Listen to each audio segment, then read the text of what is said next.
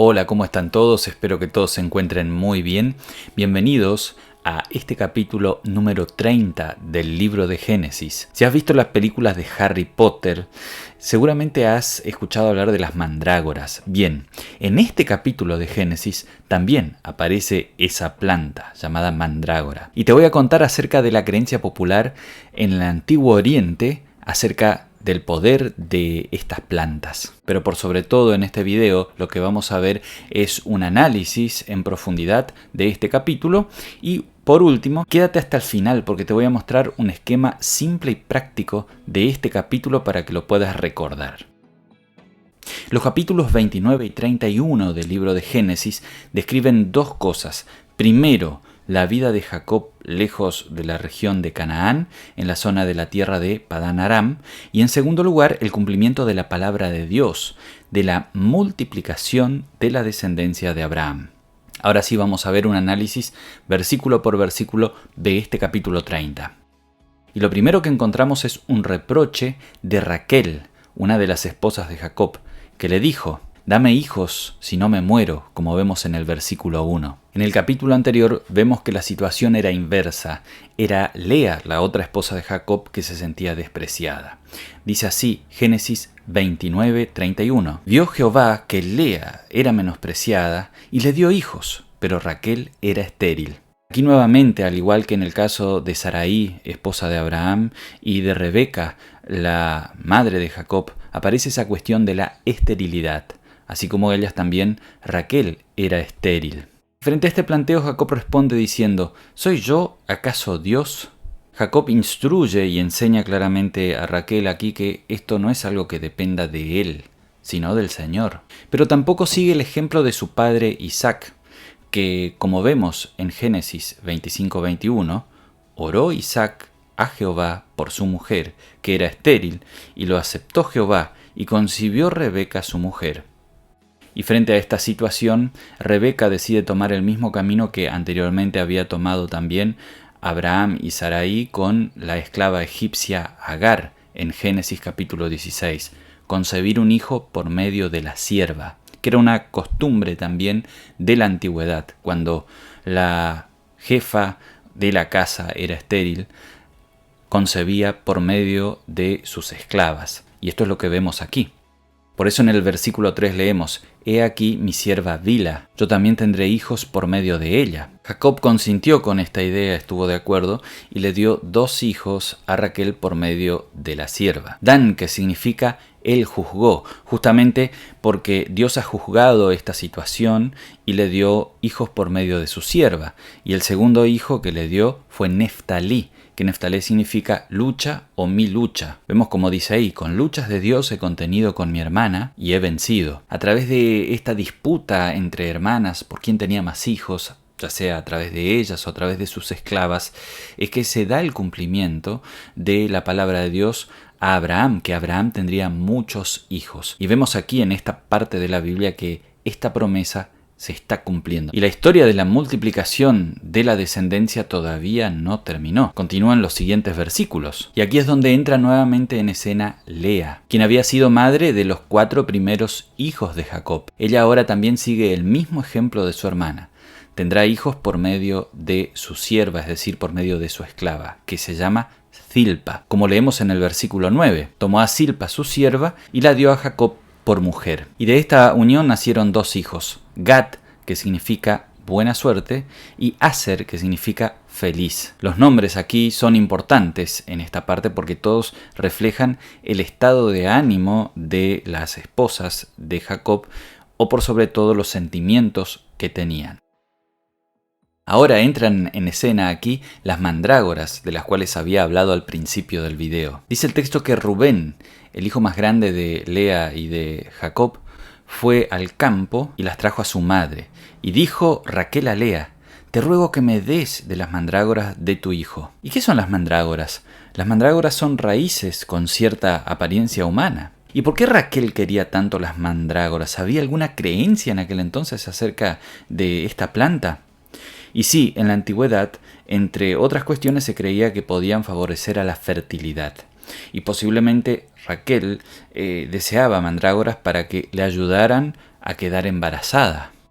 Y frente a este pedido notamos cierto rencor y cierto celo de Lea por Raquel. En la pregunta que vemos ahí en el versículo 15, ¿es poco que te hayas tomado mi marido, sino también te has de llevar las mandrágoras de mi hijo? Este detalle nos revela que posiblemente Raquel se haya apropiado de Jacob, no dejando que Lea conviva con el que era también su esposo. Y luego Raquel dijo lo siguiente: dormirá contigo esta noche por las mandrágoras de tu hijo. Y en los versículos siguientes vemos que durmió Jacob con ella aquella noche, y como resultado de esto ella concibió y dio a luz un hijo a Jacob, como vemos en el versículo 17. El nombre de este hijo fue Isacar, que significa hay recompensa. Y Lea volvió a concebir nuevamente y le dio otro hijo a Jacob, que le puso por nombre Zabulón, que significa morada, porque tenía la esperanza de vivir ahora sí con su esposo. Y por último, concibió nuevamente y le dio una hija a Jacob, que se llamaba Dina, que significa justicia. Es aquí donde la historia nos sorprende, porque hasta ahora la información que teníamos era que Raquel era estéril y no podía tener hijos. Y en el versículo 22 dice: se acordó Dios de Raquel y la oyó Dios. Este detalle en la historia es importante porque evidentemente ella estaba pidiendo y orando al Señor por ser madre, y Dios finalmente escuchó esta oración. Y el hijo que Dios le dio a Raquel se llamaba José, que significa Él añade. Así, de esta manera, fue como se cumplió la promesa de Dios hecha al propio Jacob, como nosotros leemos en Génesis 28:14, será tu descendencia como el polvo de la tierra. Esta parte es de gran importancia en el Antiguo Testamento porque de estos hijos son los que salen más adelante las 12 tribus de Israel, con estos nombres justamente. Y vemos que a pesar de los conflictos dentro de la familia de Jacob, Dios fue cumpliendo así su promesa. Aquí también se nos cuenta el origen de otro personaje muy importante del libro de Génesis, que es José, el último hijo que se menciona aquí. De José trata la historia del Génesis a partir del capítulo 37 hasta el final. Y luego comienza otra sección que habla acerca de la multiplicación de los bienes de Jacob.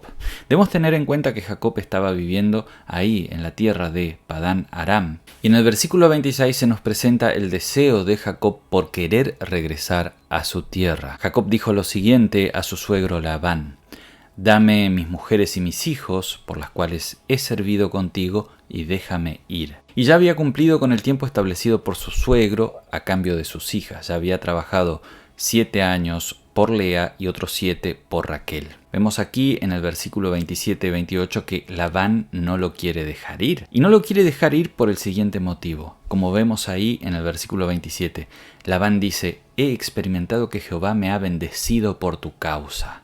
Señálame tu salario y yo te lo daré. También esta parte puede ser traducido: se me ha revelado por una visión o un oráculo o una revelación que el Señor me ha bendecido por tu causa. Y es el propio Jacob que más adelante reconoce lo mismo también en el versículo 30. Jehová te ha bendecido con mi llegada. El aumento de la riqueza de Labán con la llegada de Jacob fue evidente por estas cosas que nosotros vemos, por estos detalles que nos presenta el texto. Pero Jacob reconoce que eso no es gracias a su trabajo o su esfuerzo, sino que es gracias a la ayuda y la bendición del Señor. Y frente a esta oferta de cobrar un salario a cambio de sus servicios, Jacob le propone algo diferente. Leemos ahí en el versículo 32. Yo pasaré hoy por todo tu rebaño, poniendo aparte todas las ovejas manchadas y salpicadas de color y todas las ovejas de color oscuro. Esto será mi salario. ¿Cómo entendemos esto? En palabras simples, lo que Jacob estaba proponiéndole es: las crías manchadas que salgan de las ovejas a partir de ahora van a ser mías, y las que salgan blancas van a ser tuyas. Y era realmente una rareza que salgan crías con manchas o de otro color. Lo normal era que salgan blancas. A simple vista, lo que estaba ofreciendo Jacob era quedarse con una mínima cantidad de las crías. Y Labán aceptó esta oferta, pero quiso sacar ventaja. como leemos en el versículo 35. Apartó aquel día los machos cabríos manchados y rayados, y todas las cabras manchadas y salpicadas de color, y las puso en mano de sus hijos. Es decir, lo que hizo su suegro es poner en desventaja a Jacob. Pero Jacob tenía un plan. Usando ramas de 3 árboles diferentes, como vemos ahí, álamo, avellano y castaño, él puso varas, y en los canales de los abrevaderos del agua donde venían a beber las ovejas, y las cuales procreaban cuando venían a beber. Es decir, basado en una creencia popular, Jacob intentó hacer que las crías salgan de color manchado. Y esta técnica aparentemente surgió a efecto, porque como leemos en el versículo 39, y parían borregos listados, pintados y salpicados de diversos colores. Pero además, Jacob también practicaba la cría selectiva, es decir, cuando venían las ovejas más débiles, no las ponía a las varas, así eran más débiles para Labán y las más fuertes para Jacob. Es decir, Jacob estaba aquí trabajando con la genética, reforzando la genética de aquellas que eran manchadas, que eran para su rebaño, y debilitando así con los años la genética de aquellas que eran de su suegro Labán. Y así, de esta manera, el texto nos resume que con los años Jacob se volvió alguien muy pudiente, como leemos en el versículo 43. Y se enriqueció el varón muchísimo y tuvo muchas ovejas y siervas y siervos. Es decir, Jacob tenía tantas posesiones que podía permitirse esclavos y también animales de carga.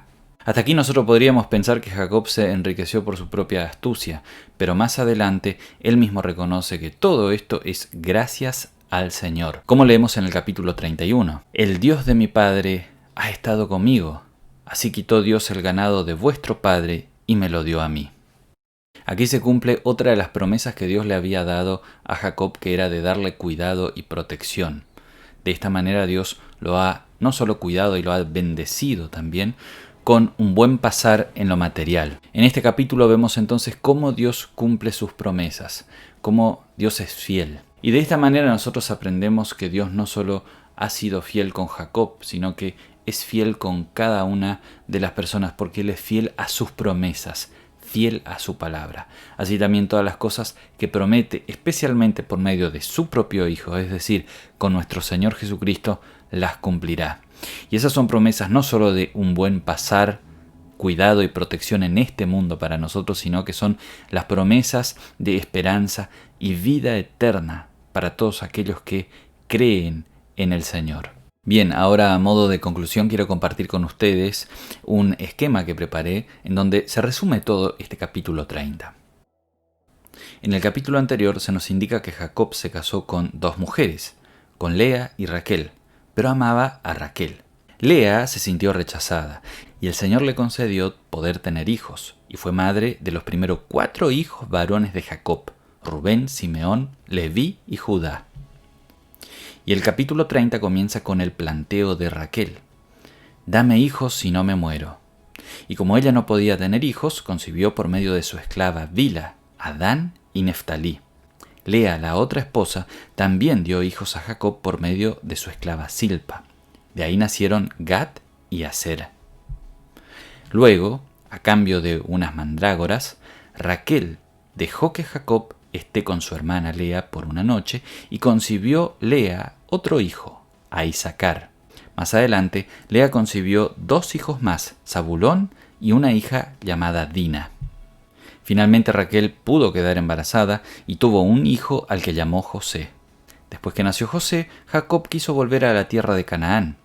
Labán, su suegro, no quiso que Jacob se vaya, porque le iba muy bien económicamente desde que Jacob vivía ahí, y le propuso que Jacob fije su salario.